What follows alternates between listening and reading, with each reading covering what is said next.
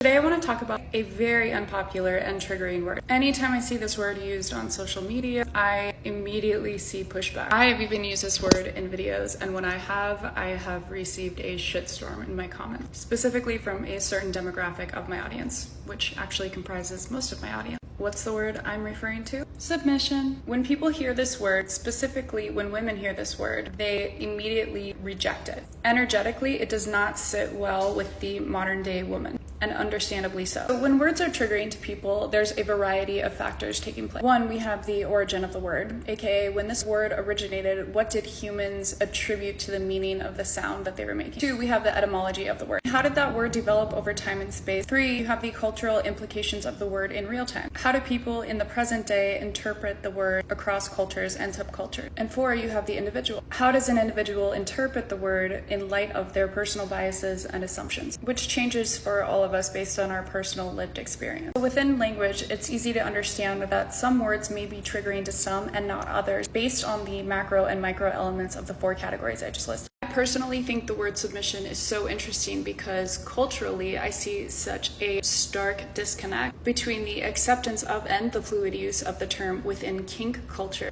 and the immediate energetic rejection of the term when used in interpersonal relationships, specifically within heteronormative cisgendered relationships. And mostly I'm curious if there is a way for us to bridge that gap between the extreme sub-dom dynamics that exist within kink and the complete rejection of a sub-dom or flip dynamic within day-to-day interpersonal and romantic relationships. And by the way, I should have given a warning at the beginning of this video, but yeah, this is definitely not for anyone that's 18 and under. One thing I appreciate about the kink community is that they are willing to play with these roles, but the intrinsic foundation for this play is based in trust and open communication. That the dom cannot do anything without the sub's permission and allowance. So though it may appear that the dom is in control, the dom is not and should not be doing anything that the sub has not already previously given explicit permission for. When I speak about masculine and feminine dynamics, when I say that the feminine must submit to the masculine, I also say that the masculine cannot force submission of the feminine, that this must be granted to the masculine explicitly by the feminine, that the only way for the feminine's experience of submission to increase and the masculine's experience of dominance to increase is for the masculine to prove that he is trustworthy. The masculine cannot demand submission of the feminine. I'll be talking more about this on this page, so stay tuned. Leave your comments and questions below and let me know what you guys want to hear more of. And a note for all my feminine energy individuals. Registration for October's Feminine Energy Collective is still open. Follow the link in my bio to sign up.